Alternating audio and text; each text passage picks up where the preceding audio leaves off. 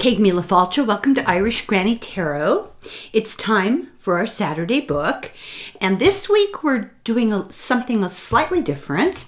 This book was written by a subscriber to this channel, and when he saw me covering Gavin de Becker's book, The Gift of Fear, he felt like this was a good tie-in. I agreed.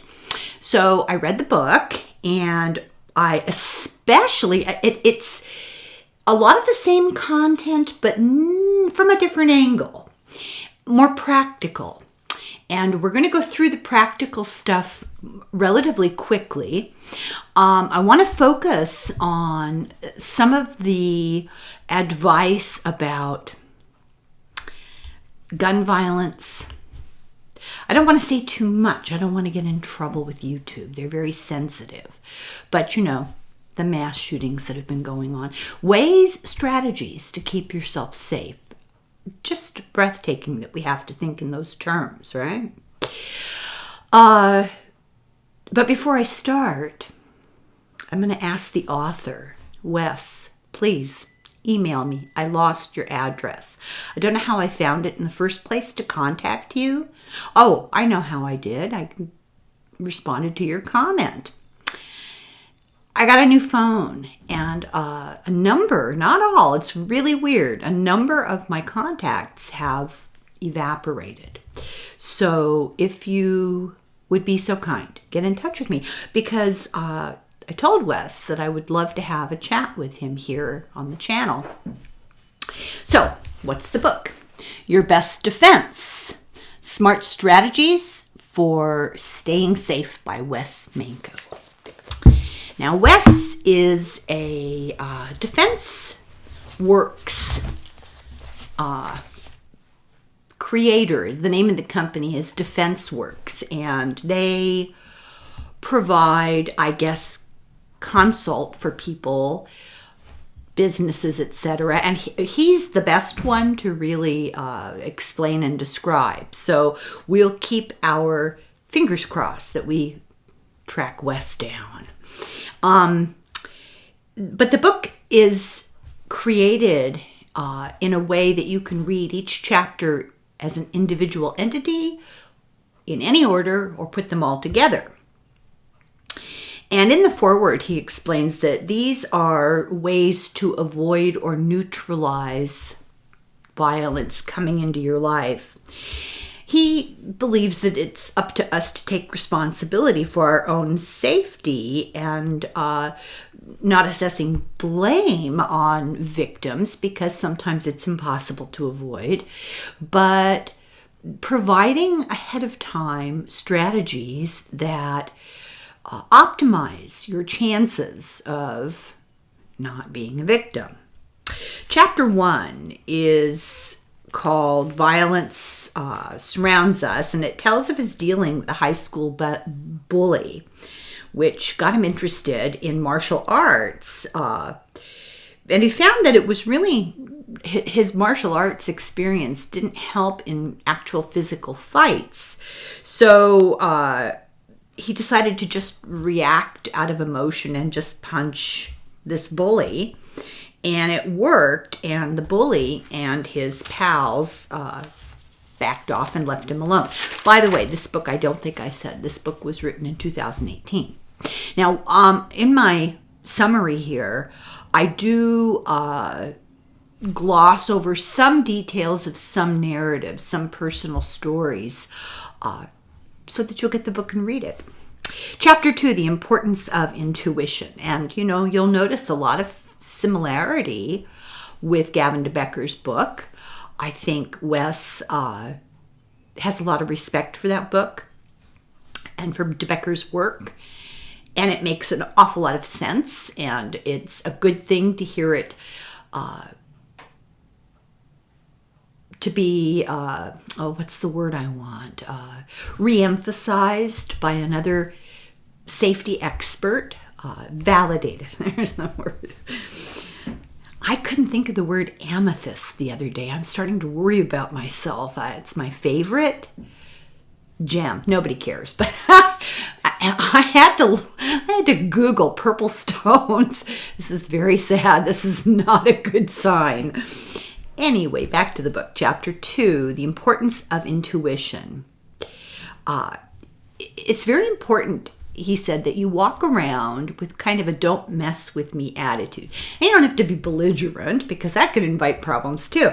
But most crimes are crimes of opportunity. And if you look weak, hangdog, inattentive, you kind of put a target on your back. So walking around brave isn't necessarily a guarantee of anything, but being unaware of your surroundings doesn't help. So Gavin de Becker in The Gift of Fear said that intuition, of course, means to guard or protect. Your intuition alerts you. It alerts us to have avoidance and awareness. So intuition tells you this is an area where it'd be a good idea to be on the alert. Be aware of my surroundings. It's common sense. And common sense, according to Wes, is the best defense. The best thing to do is avoid danger. Places, times, areas, people, situations. But violence often takes you by surprise, hence reading this book. Be aware of your environment. Most importantly, and I can't stress this enough, trust your gut. I have abandoned my groceries at a grocery store and left because a guy behind me creeped me out. I once had my car broken into in a parking lot of a grocery store. I saw a carload of young, punks. They very obviously honed in on me. I thought, they're not going to bother me. I have this cheap little sedan. They're not going to bother me. Well, they broke into my car and trashed it while I was in the store. My gut told me that they were trouble, but I talked myself out of it. This is one of the biggest kernels of advice. It's a huge piece of advice from this book. If something feels wrong, that's your gut telling you it is wrong and leave. Your gut is a messenger of your intuition. So he lists de Becker's list of messengers of intuition. Nagging feelings, persistent thoughts. When you start noticing that you're brushing a situation off with kind of dark humor, if you start asking yourself, is that a problem? No, talk yourself out of it. If you feel anxiety or a hunch or curiosity about something, if you're doubtful, you feel hesitation, suspicion, apprehension, and obviously fear, those are all your body, your intuition telling you, pay attention. You have this loud voice in your head, your ego, that says, I want to go in and finish my shopping. And then you have this quieter voice called intuition telling you to do the right thing, pay attention to it. So then he has some experiments, and I cover some of them, but not all of them, because I think you should read the book. You can get somebody to do this with you. Close your eyes and have them sneak up on you and guess where they are. Just see how aware of your environment your body is without benefit of your sense, your eyes. Or you can do it in a circle with people around you and have multiple people sneaking up and see what you can make of that. Or have someone try to pick your pocket. Interesting little experiments. I think a lot of the experiments in this book are geared towards like a company doing a workshop or a seminar, HR, how to keep employees safe. And that's what his company does. And actually it'd be kind of fun to do it at a party. I was thinking, especially like a teenage party that you're kind of trying to keep. It's the kind of thing that would really appeal to some kids. So chapter 3, keeping children safe. And then he talks about babysitters. I used to babysit when I was 12 years old for 25 cents an hour. Holy God. The only thing worse than that is the nurses that would take a baby from birth until it's about 3. It's terrible. Anyway, babysitters, we need to take hiring babysitters just a little more seriously.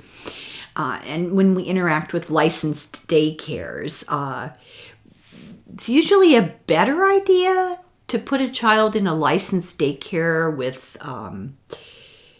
oversight and security cameras around, and employees are vetted. You hope, check and make sure that they've done background checks. But always check out the babysitter. Just don't assume because your neighbor down the street recommends somebody. Talk to clients, check sex offender lists, or call the cops and the Better Business Bureau if it's a professional daycare.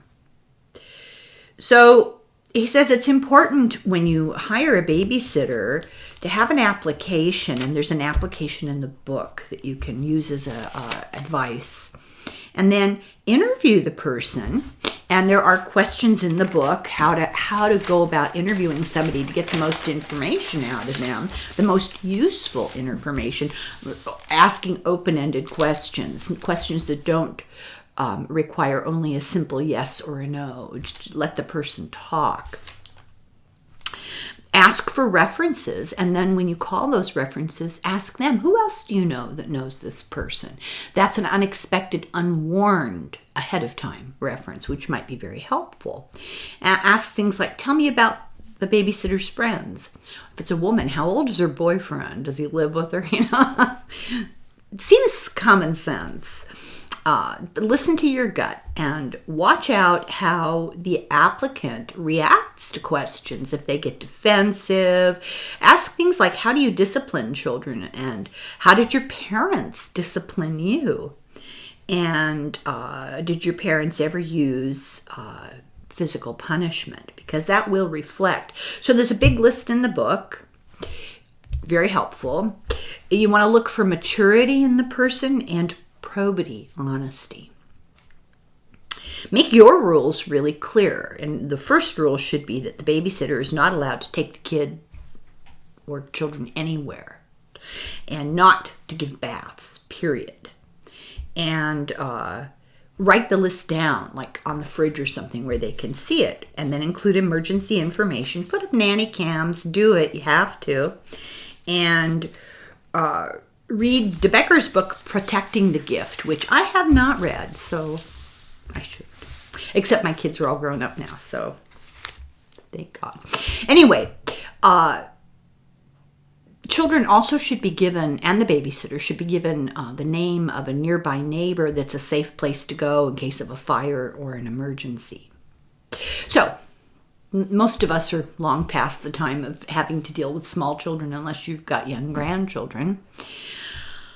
But it's helpful to think about.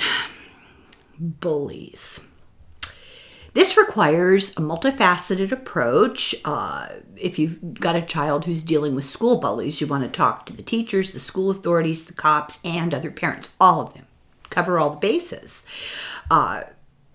Self-defense is usually taught when you're confronted by one attacker at a time, and that's not reality. There's another one he recommends. It's a Russian form of self-defense called Putin. No, it's called Systema, Systema. And he says, if you're going to put your kid in a self-defense class, make sure that the martial arts they're using are not just sports, that they are specifically for self-protection, self-defense. When you go to a place, you can look for that. If they're focused on tournaments, one-on-one sparring, focusing on fitness, and they strike pads, not each other, they match the pairs in equal sizes. This is not really the kind of self-defense that's going to help you in a schoolyard brawl. Another thing to do, he said, is to train your children to, if they have to confront, it's better to prevent a situation than to fight. But very often bullies are cowards, and saying in front of a group of their friends, okay, I'll meet you behind the schoolyard after school today, just you and me. Very often that dissuades them. Bullies target the vulnerable. Back to the very first thing we talked about is making yourself appear not vulnerable. But then you have to have good friends around you that will have your back. You have to call the parents of this child, call the cops, call the school authorities, and tell them this was attempted assault. I feel like it was attempted murder. Really get them to take it seriously. And watch your children for signs they're being bullied. If they have physical signs like cuts or bruises or whatever, but their behavior, if they become more fearful, if they start isolating themselves, if their grades go down, if they get very emotional in any kind of emotion, anger, fear, anxiety, those are signs something might be going on. And also cyberbullying. Block them, ignore them, address them with humor. I've been very fortunate. I hope I'm not going to regret saying this. I've been very fortunate that most of I'd say 99.9% of the comments I get here are positive. But as I did a couple of years ago when I read tarot cards on bullies on the channel, I'll say this again. I raised 5 kids. There is nothing you can say that's going to really freak me out. And I don't understand why people don't just get off social media. Get away from them. I mean, if they're bullying into thin air, block them, ignore them. Block them. It's my advice. It's not in the book. Chapter 3, dealing with teenagers. Now, this is a really sad statistic. Guns are now the leading cause of death for kids. Horrifying. And I haven't talked about the situation in Tennessee. I will in a couple of days, probably after Easter. I need to digest it. I need to think about what I'm going to say. Huge red flag. Guns are the leading cause of death in this country for children. And confronting a bully is not an equal situation anymore because often they're armed. So hard to know what to say about that. If you have a gun, lock it up. Unloaded and locked. Another thing he talks about, which I think is really a good thing, he mentions this. Your kid might be the bully. And you have to be aware. You have to be in tune with your children. Are they taking drugs? Are they threatening with weapons? Do they have an unusual interest in violence? Do they seem at odds, aimless, sort of lost at sea, sullen, angry, depressed? And always be aware when there's a public event of violence. Keep a closer eye because this can trigger copycats. Bullying is a learned aggression. So the question one has to ask when children are bullies is what's going on at home. When they are bullied, they will lash out at others. His advice here to parents is try to put work on the back burner as much as you can and communicate and take time with your children. Find healthy outlets for them. Hobbies. Kids don't have hobbies anymore. I sound so old. Eat dinner together or eat a meal together. Minimize the stress in your kid's life. Don't be pushing them to succeed. They'll find their way if they have interests. And then self-harm and I don't want to say YouTube is very touchy these days. Get professional help. Find out what to look for. Get professional help. Get your child professional help. Chapter 5, what to teach your daughter about dating. Now, this sounded very sexist when I read it, and I went, oh my God, here we go. Don't feel that way. It's not. It's common sense. And regrettably, this is kind of what you have to do. The statistics of how many women are confronted with issues like fear of being hurt, reluctance to hurt somebody. These two issues are the foremost in people's minds, but women overwhelmingly say that they would not be able to inflict physical damage. So if the fear of hurting somebody holds them back from protecting themselves, is what I'm getting at. They probably could do violence to protect a child, but the reality is that women are more vulnerable. I mean, I hate to say it, but it's true, and that's what this chapter is about. So the focus for girls, because physically, although it can be worked on, physically they may be, it's not a fair fight. The focus for young women and girls should be psychology of people, to be aware of the kind of people you have around you. That really helps. Recognize these young men early on. Situational awareness. Learn escape tactics. Practical self-defense. Awareness of date rape, drugs, and the best way to prevent becoming a victim of that. And how to deal with a physical encounter to avoid injury. It's important to keep communication open with your kids from a very young age and eliminate mystery around sex in an age-appropriate way, Florida, and help young girls recognize desirable qualities in men. Like I said, be on the alert. Young women, choose men like their fathers and interact with men like their mothers. That's kind of a truism. And repeat the patterns that they grow up with. So try to model good patterns for them. And keep communication open about what to look for, the kinds of things to avoid. You know, a guy starts telling you, I don't like you wearing your hair like that. Huge red flag. My husband has never in 40 odd years ever commented on my appearance other to say, oh, you look nice. And that's how you want it. You don't want some guy going, oh, you're going to wear that dress? Isn't it a little short? No.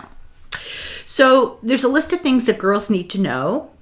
They need to know how to say no effectively, tone of voice, no smile, no waffling back and forth. No means no. No is a complete sentence.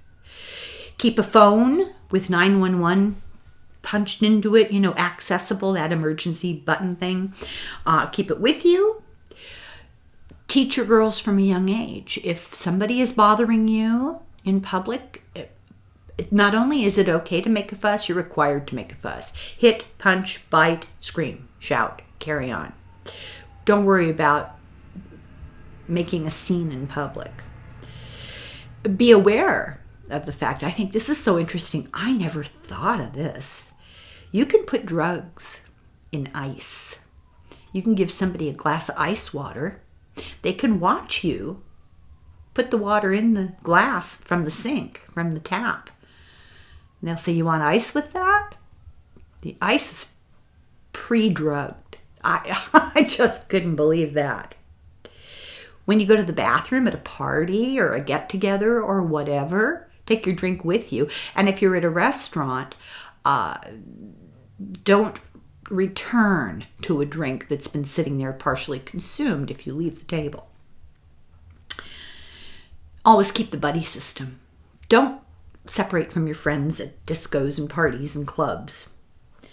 Don't get separated on vacation. Now, you can go on Dateline to find out about that. Make sure your daughter has emergency money and knows that she's loved unconditionally. It's about that communication. Chapter 6, Preventing College Rape. Now, the statistics here are really alarming. A quarter or a fifth of women are raped on campus. Under 18 years old, 44%. report it, and under 30, 80% of women report it. Two-thirds of the assailants are known to the victim. That's really scary. And 68% go unreported. 98% of rapists never see a day in jail. Alcohol is involved in date rape 75% on the part of the man and 55% on the part of the woman, because it's used as a technique to make the woman more vulnerable. Many assaults on campus are party attacks, rapes around a party. They deliberately get women intoxicated and to target them. It's a plan ahead of time. And here's something that I could have told you years ago, not from a personal experience, just observation. Men in fraternities are 3 times more likely to rape a female student. And women in sororities are 74% more likely to be raped. Frat boys rape 300% more than other students. Stay out of frat houses, girls. That's his advice. Take a self-defense class, stay with your friends at parties, guard your drink, and if you are grabbed, create a gigantic scene.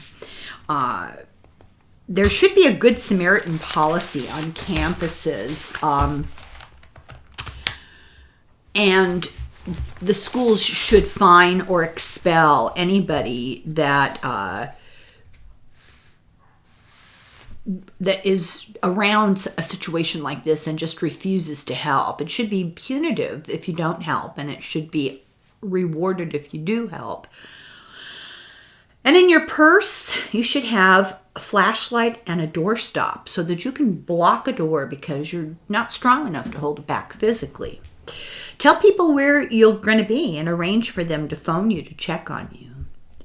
Stick to the time that you planned on leaving. Always have phone and money. Most women are attacked by a guy they know. Therefore, who you choose to date is really important. It's not an issue of blaming women for their choices. It's a warning that it's important to be educated about what makes people tick. Although juvenile records are sealed still, do a background check if you can. Talk to people who know somebody before you agree to go out with them alone. First meet at a public place with no alcohol. Have your own ride. Listen to your gut. If a guy won't leave your place, this is because men are conditioned to ignore or minimize resistance. And we're going to talk about this in a few weeks. There are online courses for men on how to do this. So just below the level of a shout, issue a command. Go home now. And if you need to, be severe about it and excuse yourself to go to the bathroom. And it's probably a good idea to keep an extra phone in the bathroom so that you always have a place you can go and a doorstop. Lock your door, put the rubber door step in the bathroom door, and flush the toilet, run the water, call 911. Then start calling friends and neighbors. Have numbers of neighbors and friends.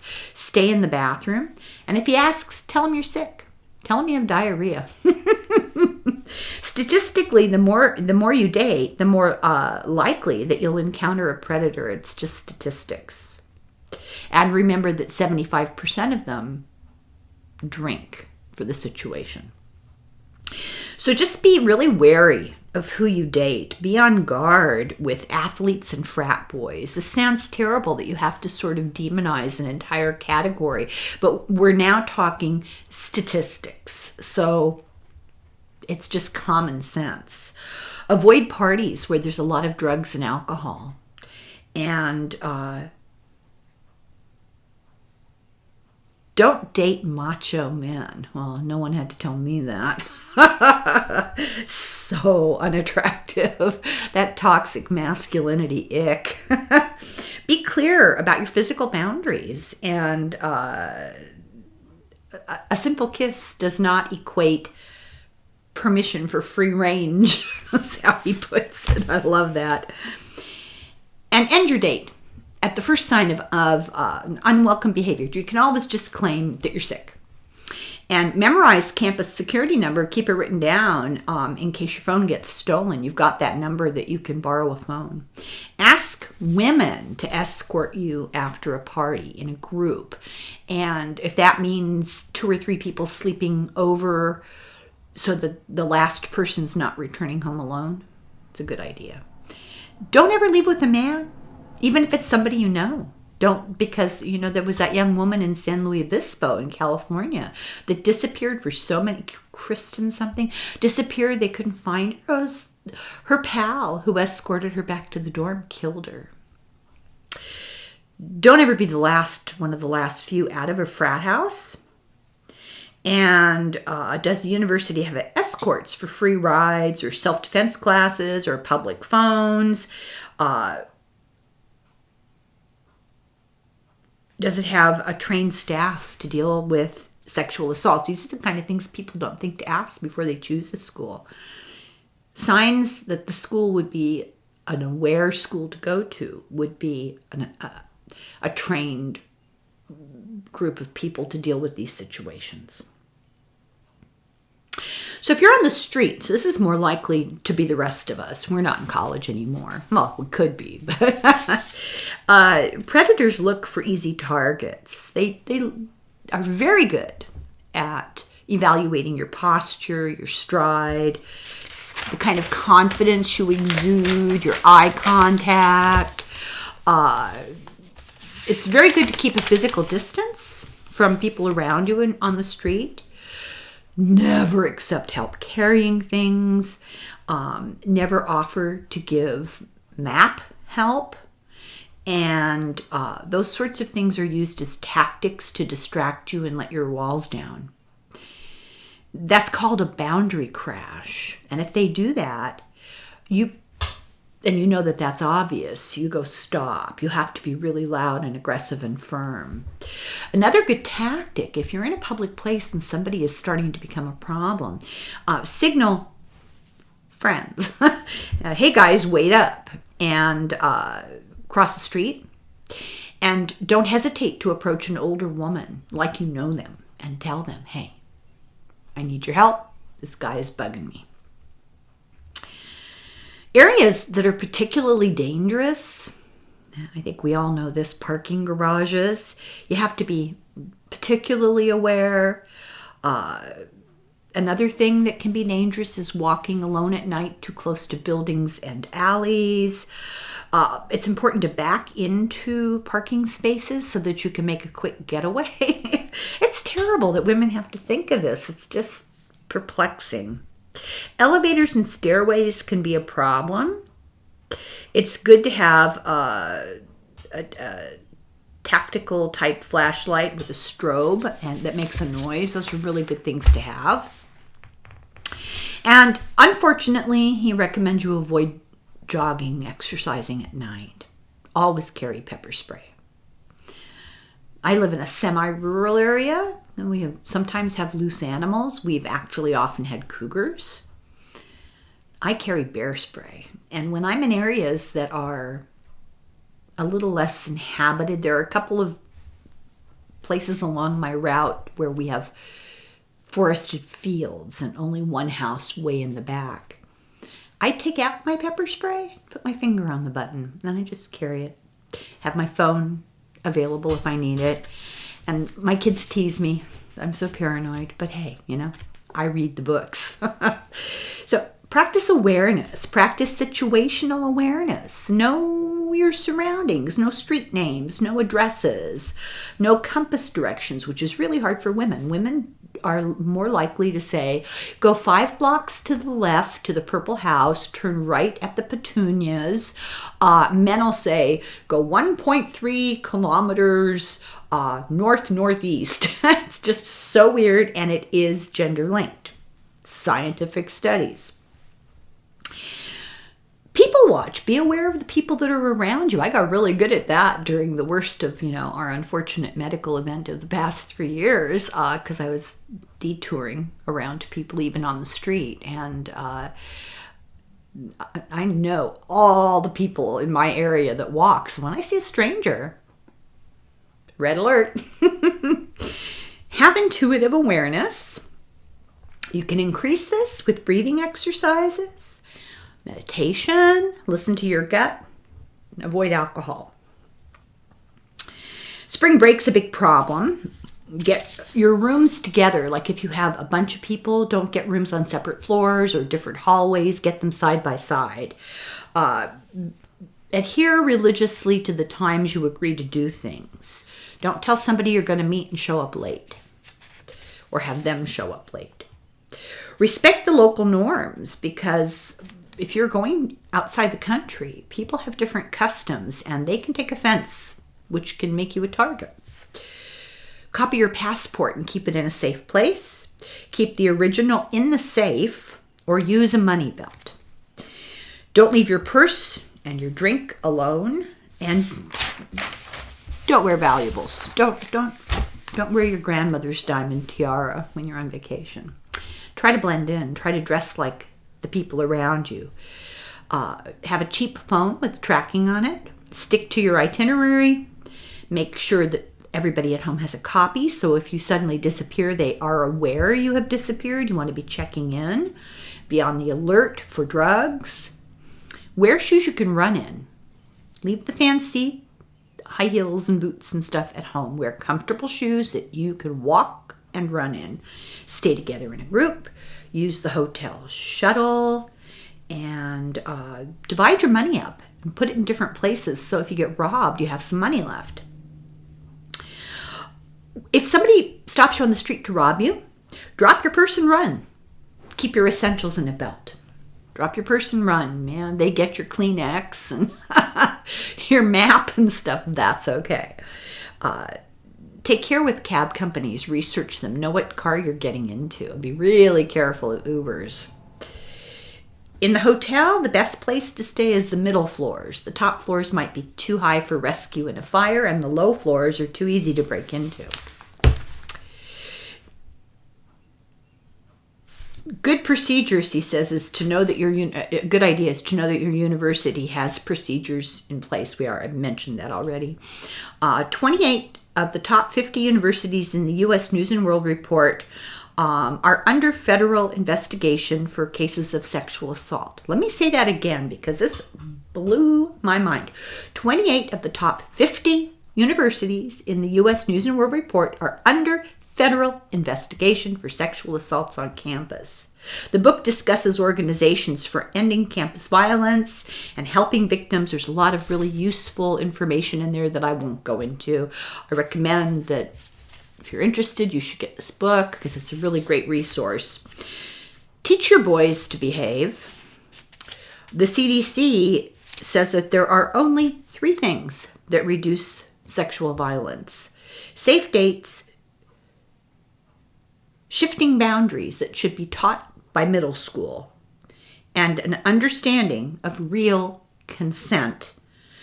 And this should be drilled in to boys from middle school on, including university, because as I said, there is stuff online now, which we'll go into, that is truly alarming. Chapter 6, keeping your family safe at home. Burglary is classified as a property crime. If someone is home, then when there's a break-in, it's a home invasion, and it's considered a personal assault. When there are burglaries, 65% of the time, the offenders know the victims. They've targeted. And about 12% of the victims will face a gun. So the statistics are on the low side for encountering somebody invading your house with a gun. Home invasions are statistically quite rare.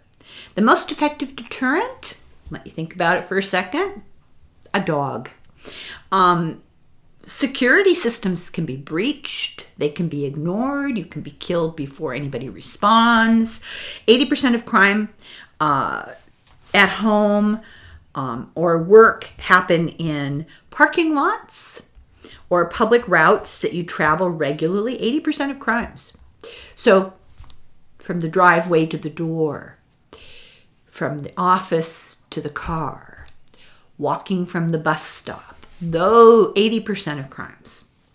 There are two types of intruders. Burglars, who like to wait until you're gone, and then home invaders who don't care. And if you're dealing with a home invader who doesn't care, that's scary. You should react immediately. If they take the whole family in a home invasion, you should have an agreed upon plan that one person tries to escape. One person gets away to a neighbor to get help. Or given to the threat, if they say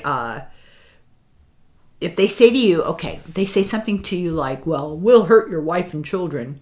You tell them you do that, and I have nothing to lose. This is advice for men. You do that, I have nothing to lose, and you'll be sorry. I mean, you have to, I guess, think quickly enough to establish boundaries. And the book outlines how to do this. Now, guns are the most ineffective home protection. I must say that again. They are the most ineffective form of home protection. However, here are some statistics. 83% of suicides are by guns at home bought for self-protection. 10% of guns at home for self-protection are involved in gun accidents.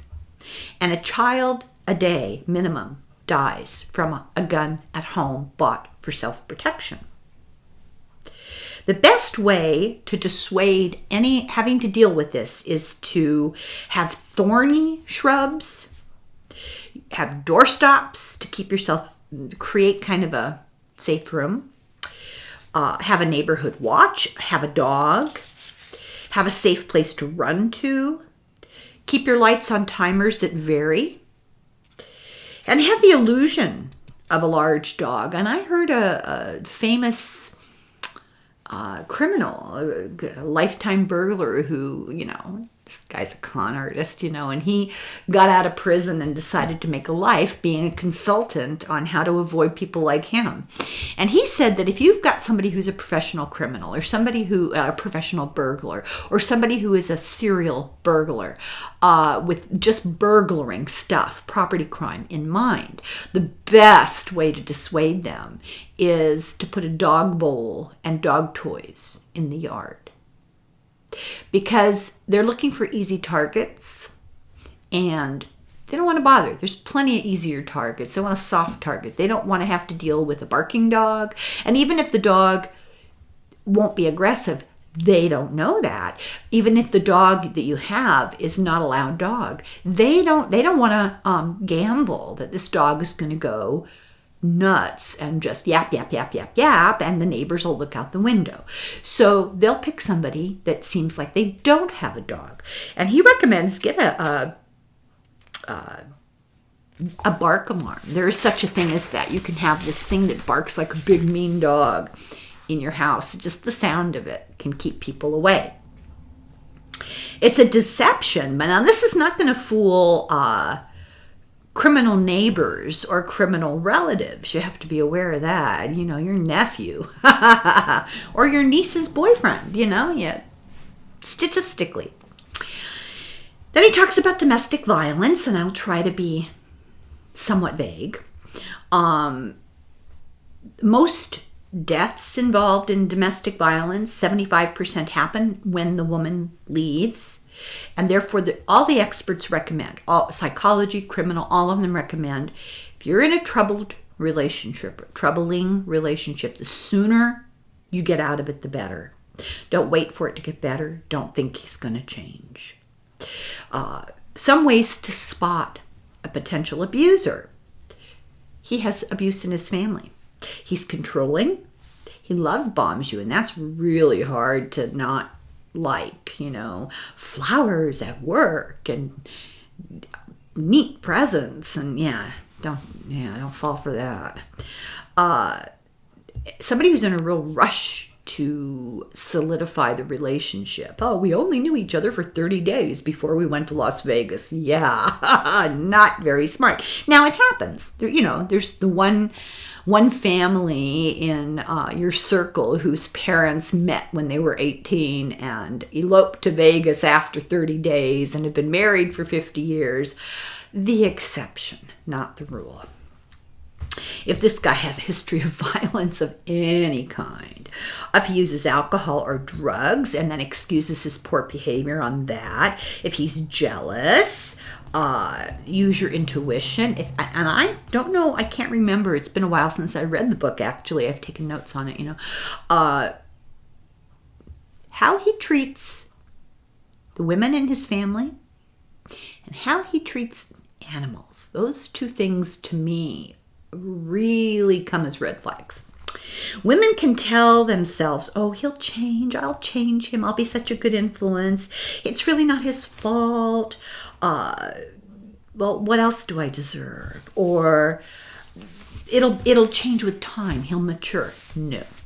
And it's really hard to admit to yourself and to others that you've made a bad choice. That this is a bad guy. Then there's a list of behaviors in here to look for that I won't go into right now. In the U.S., women are killed by intimate partners more than any other perpetrator. The greatest predators are the ones who are unemployed, who have access to a gun, and who make threats. Those are the not predators, I'm sorry, greatest predictors of violence.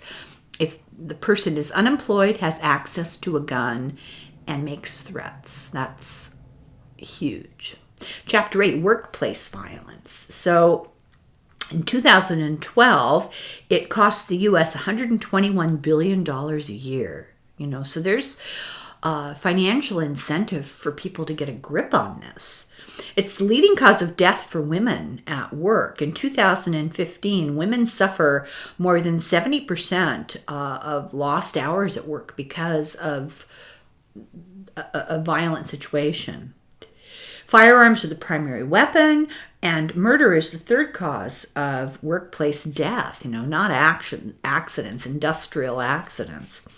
This impacts business financially. It impacts morale, productivity, public relations, people's perception of your business. I mean, look at the post office, right? And it's actually not, it's become a lore. 9 out of 10 security directors can name 3 cases of stalking happening right now within their organization. 20% of workplace attacks on women are done by their present partners or their exes. It's a huge cost to employers. That might motivate them to do something to protect their employees. The best defense is what they call pre-employment checking and well-prepared security. You have to have a well-prepared personnel department and a lot of employee-employer communication.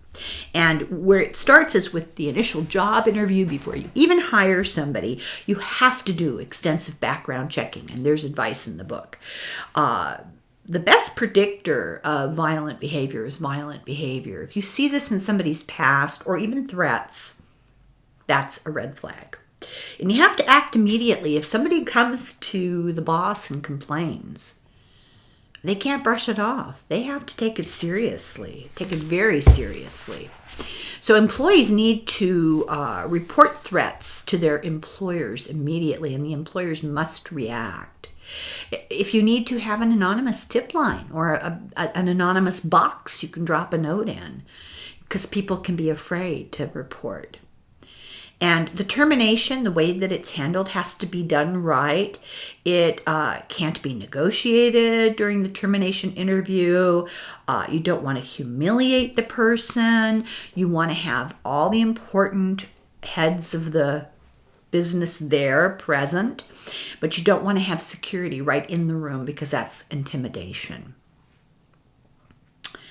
Dr. Stephen and Richard Holmes are forensic psychologists and behavior analysts, and they did a continuum of violence. Level 1, there's intimidation. This is what you see at work. Intimidation, refusing to cooperate with the company, spreading rumors and gossip and arguing, and then making unwelcome sexual comments. It escalates, level 2, to more arguing, refusing to obey, sabotaging projects or other people's work, or stealing, making verbal comments that they wish they could do harm, unwanted sexual notes, kind of a me versus them attitude towards their employer. Level 3 is further escalation, where the person starts to get into physical fights or makes threats of suicide. That's a really scary one. Or starts destroying property, has weapons, talks about weapons a lot, talks about violence. He says that employers have to be aware. Somebody could put a weapon in their pocket or behind their back and be carrying it around. Or be hidden in an object they're holding. It's terrible. You have to think about these things. You need to have security cameras at your entrances and your exits and a code word for evacuation. And there are websites and this book for more advice. Chapter 9, staying safer on the streets. So criminals are predators and they look for easy prey. I think we've established that. If you walk around with low energy and your head down and no awareness of your surroundings and you don't act confident, the criminal has intent and sees an opportunity. And in capital letters, this is so important. If someone tries to grab you off the street, do not go to a second location and try not to look like a victim. And there's advice in the book on how to not look like that. Pretend to call and wave to friends across the street. Pretend to be sick. And don't act passively. Make eye contact. Have a firm, loud voice. Be confident. Don't act afraid from the go when you're out there, and that makes you less of a prey. Do not have an attitude of surrender. Attitude and body language are anything. And if somebody at work is bullying you, you need to complain. And act like you're not afraid, even if you are. Signals that predict violence from DeBecker. We've done that. I think I'm going to skip the list because we've done it. And I'm trying to condense this into a succinct video. Bars and places with alcohol are highest risk. If somebody accosts you on the street, back away. I don't want trouble. Don't get into it with people on the road about stupid little things. Issue short, loud, firm commands, like you're talking to a dog. He even said that. And even if someone's trying to charm you, oh, come on, do I look like such a bad guy? That's a sign that DeBecker calls boundary crashing. Don't fall for it. Or using humor, just say stop. Stop, I'm not interested. In a crowd, if you need help, say, look at the people in the crowd. You, in the red coat, call 911. Sometimes that snaps people out of their torpor. But avoidance is your best defense. Stay out of deserted areas and high crime areas at night. Sad to say, it's on us to help with this. And in a robbery, drop your purse and run. Hand over the money. Don't go with the predator. If you work in a high crime area, this just really upset me. If you work in a high crime area, think about getting a bulletproof vest. It's cheaper than a gun and less dangerous. Oh, God. So road rage, you have to work on your stress. You have to work on being calm in confrontational situations on the road. Don't engage. Don't shout, be calm, pretend to understand and want to help. And anger is an escalating issue.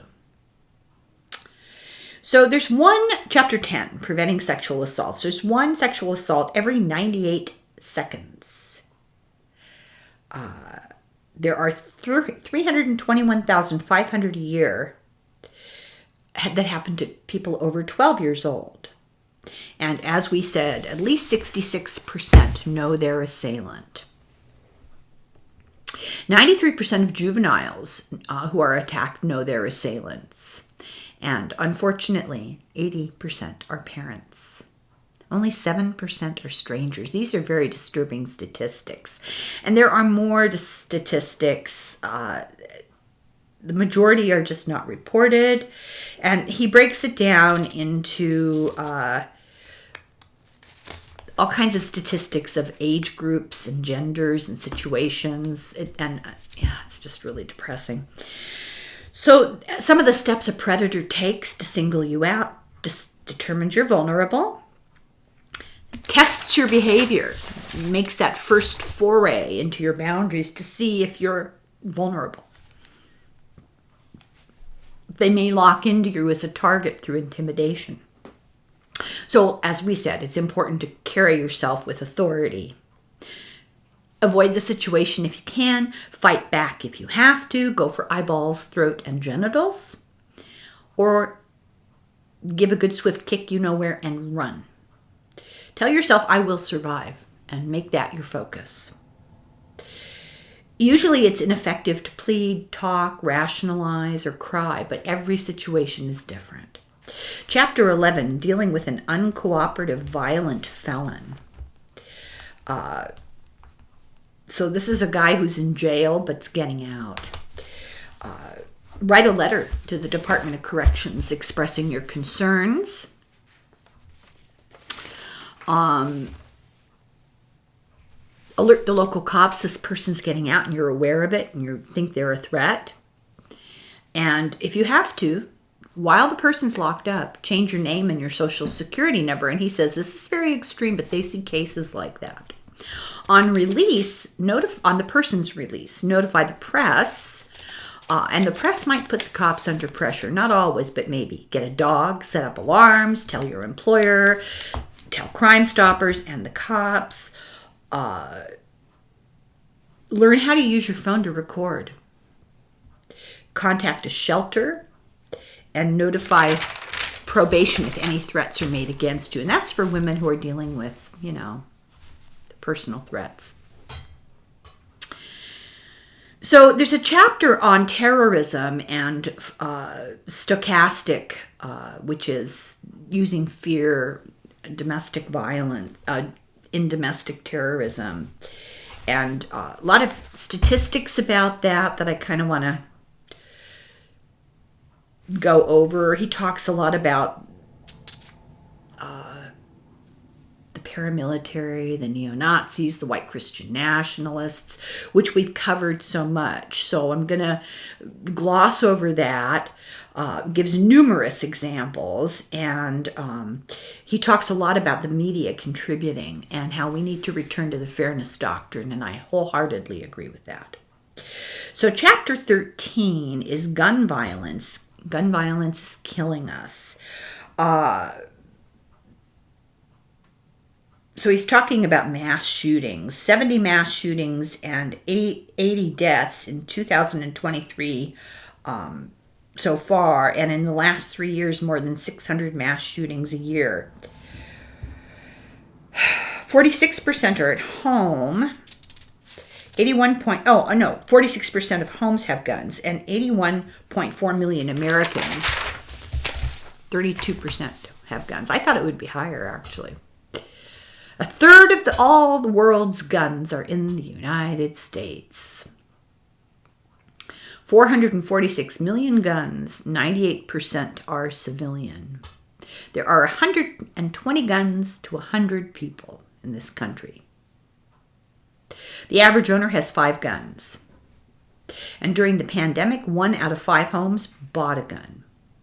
If you have a gun, you are 22 times more likely to be shot with a gun. And it makes you a target of robberies because they like to break in where they know there are guns to steal them. It's cost in 2015, it cost us $229 billion.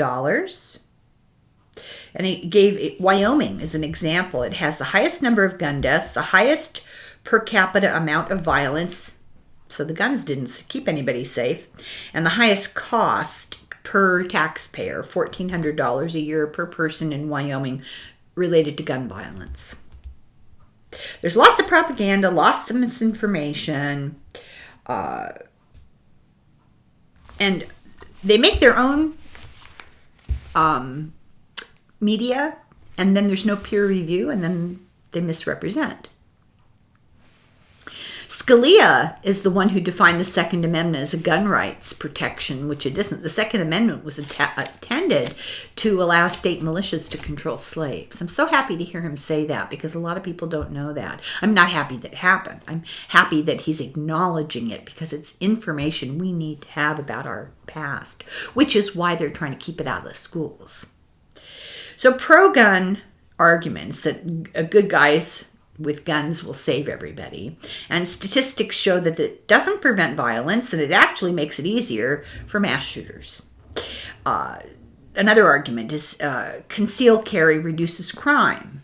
And he said in 2017 in Milwaukee, the police chief at the town hall said that he was forbidden by statute to not let people to prevent people from concealed carry, and he wasn't happy about it. Stanford Law states that with the new laws to conceal carry, we've had a 15% increase in gun crime already. And open carry, the same thing. They actually contribute statistically to more violence. Regulations related to taking guns away, the argument that people have about that is like saying that regulating cars means that they're going to be taking them away. You can regulate guns without taking them away, and you can regulate cars without taking them away. To argue that it's all this violence is caused by mental health, no, because other countries have exactly the same kind of mental health issues we have, and not nearly the same number of guns, and not the same amount of gun violence. To say guns don't kill people, people do. So then why do the military and cops have guns?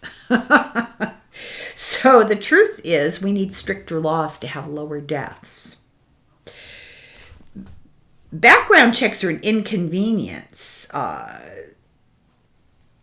That's not true. Car licenses, the process of getting a license and stuff for your car takes longer. A specific law, to say a specific law, would not have prevented a particular shooting. That's not true either. Gun-free zones, they don't reduce gun violence. They're often targeted by shooters because they know they can go in there safely. And there's data for it. Shooters target places like temples and churches and schools, etc., because of religion and because no guns.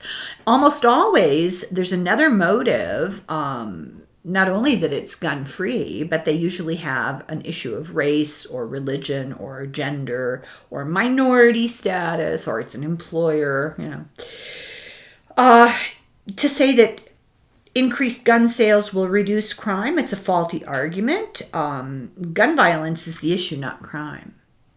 And all increased sales of guns does is increase gun violence. And what about guns on college campuses? Where gun laws are lax, statistically, gun violence increases. And if you're older and you have a gun, you have to really be cautious, because your physical ability, your, what's the word I want? Your visual perception and your actual physical control, those abilities go down with age. And guns around children are terrible. Saying that teaching children early access and hunting and that kind of thing, they want to hook kids on guns. The gun lobby does. We don't have a national gun safety storage law. We don't have a national policy to hold people accountable when kids get a hold of guns and somebody gets hurt. The American Pediatric Society shows that these classes that the NRA hold, called Eddie Eagle safety classes, are ineffective. And they're opponents of adults being held responsible for kids having gun accidents. And the American Pediatric Society is completely on the opposite side of that argument. Gun activists push for the right to bring guns to kids' games, which the data in 2012 are that 16 kids a day end up in the emergency room because of guns. So mass shootings in other countries do happen, but they're far more common in the United States. With foreign gun laws, most U.S. mass shooters would have been denied access, especially access to guns that kill so many people at once. It's easier to buy a gun than it is to rent an outfit for the NRA Eddie Eagle class. Media Matters, MediaMatters.org has a video. In 2016, Samantha Bee did a video. There's information out there that's more accurate. The gun lobbies took lessons from the tobacco's industry, the Tobacco Control Act, which put a kibosh on the tobacco industry, and they did a workaround. They acted to prevent similar controls on the guns, and they demolished regulators to avoid the fate of cigarettes. The gun lobby is a powerful political force, and they donate money to everybody. They're opponents of safety, they're opponents of regulation, and they're opponents of control, and they give big money donations to all the politicians. They want to stop research on gun violence. They want to stop CDC advocating for gun control and against gun violence. And, dropped my paper here.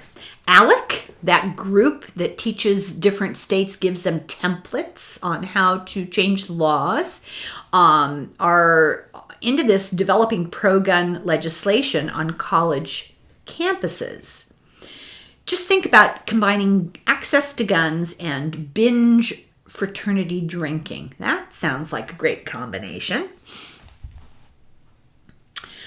And the NRA blames gun-free zones, and that's been proven false. They could increase taxes on guns that worked on cigarettes. There are financial incentives to states to increase safety regulations. Most gun violence occurs with guns that are purchased legally. The radical right versus big government, right? But they want government to protect guns. The gun lobby is pushing to stop doctors from discussing guns with patients. 64% of patients who heard about gun safety from their doctors improved their gun ownership safety. In 2011, Florida passed the Privacy of Firearm Owners Acts to gag doctors and forbid them from refusing to treat gun owners and to do disciplinary actions.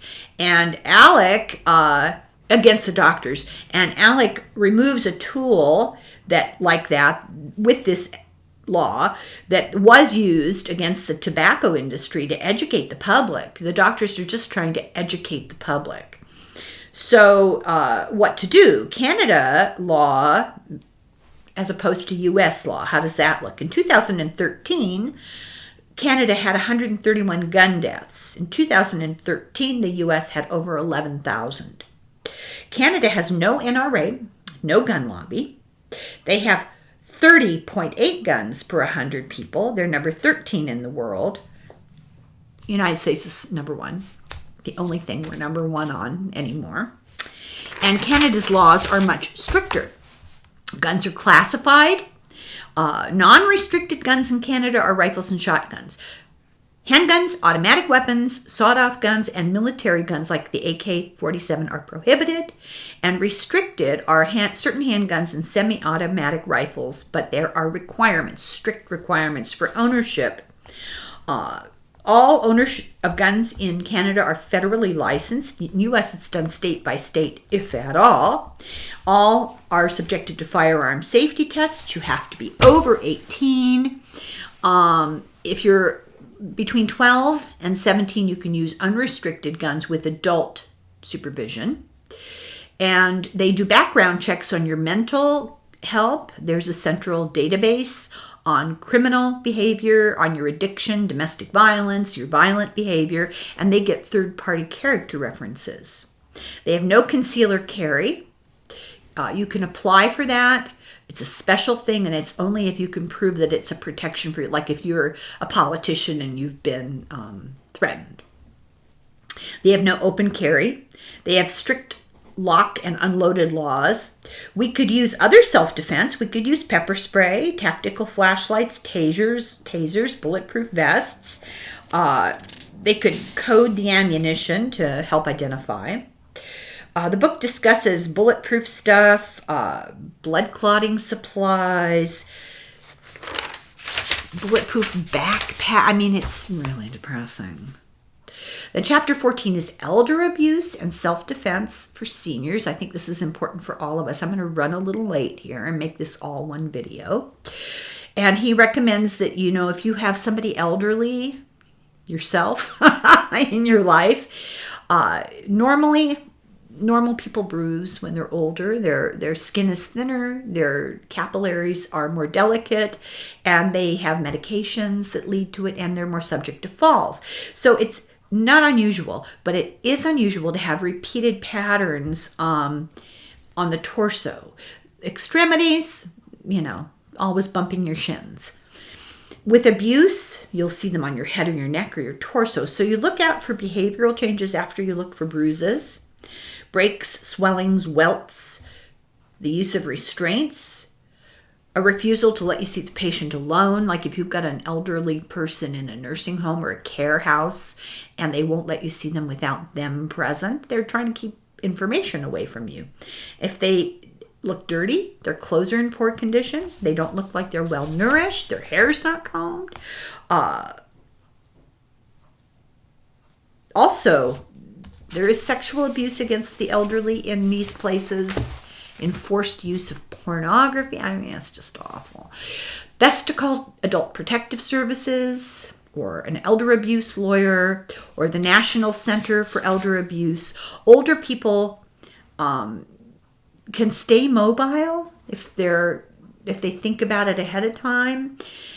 And it's important to move around if you can. Use your intuition. Learn how to use verbal and psychological strategies. Plan ahead as you age. Just had this discussion with my neighbor the other day who is kind of alone in the world. She's younger than I am. And so she was saying, I worry about what's going to happen to me when I get old. And I said, well, now's the time to start making plans. Go to a lawyer, get the paperwork, go online. There's lots of advice out there. Develop relationships with people you trust. Assure that your future caregiver won't hand off the duties to somebody like, my son's home, he'll take care of you while I'm gone to play bingo. So if you're in an assisted living area, have a code word with a person that you trust. So if you're in trouble and they're not giving you the opportunity to be alone to report it, have a code word. It sounds so extreme, but you have to plan these kinds of things. Have a contact schedule so people know when you're unavailable, something might be wrong. Have a cell phone, keep it in your pocket, and maintain mobility and balance. That's so important. Also, beware of cons. Cons target the elderly. So that's the end of the book. I thought it was very valuable advice. There's a lot more. There are lists of behaviors and lists of red flags and lists of things you can do, lists of help that you can get, resources. I recommend this book. It's a great book, and it's not so lengthy that it's overwhelming. And each you can ignore the chapter on babysitters if that's not pertinent to your life, and you can go straight to gun violence or elderly abuse. It's a very, very helpful book. Wes, email me. So thank you very much for watching. I hope you enjoyed this. This is Easter weekend, so I have a special presentation planned for Easter Sunday. So this is short. This seemed the perfect book because it was not quite as lengthy. So I'm not going to make it any more lengthy. Thank you very much for watching, and I hope you enjoyed this, and slán go fóill, sláinte.